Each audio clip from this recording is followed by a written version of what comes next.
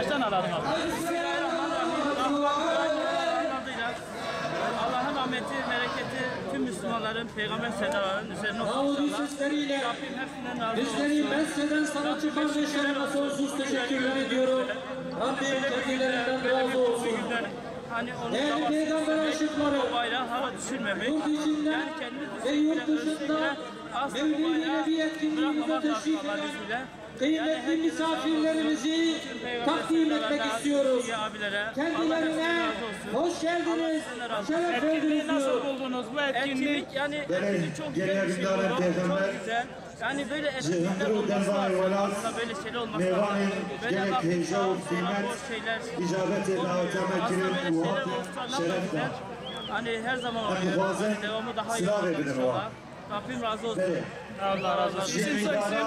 Ben Aslan'dan geliyorum, Muşluyum. Ben Fikri, Trabzon'dan geldik. Yani güzel bir atmosfer gerçekten. Bayağı kalabalık. Böyle olacağını da beklemiyordum açıkçası. Hoşuma gitti. İnşallah devamında yine burada olacağız nasip olursa. Değer bence.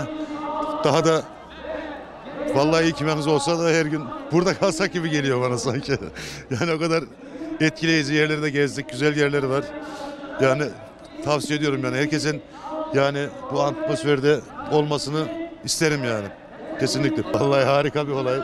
Şu kalabalığı hiçbir yerde bulamazsınız. Yani bu kalabalığı buraya toplayan mutlaka manevi bir güç var olduğunu biliyoruz yani. Bursa'dan iştirak ediyoruz. Bursa'dan geldik ve özellikle önceki yıllarda da iştirak ettik ama bugün burada görmüş olduğumuz atmosfer, burada görmüş olduğumuz manzara bambaşka. Çok efsanevi bir kalabalık var.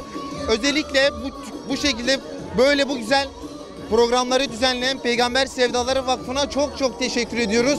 Neslimizin ihyası adına böyle programların düzenlenmesi çok elzem, çok müthiş bir şey. Peygamber Sevdaları platformuna sizin vesilenizle bir kez daha teşekkür ediyoruz.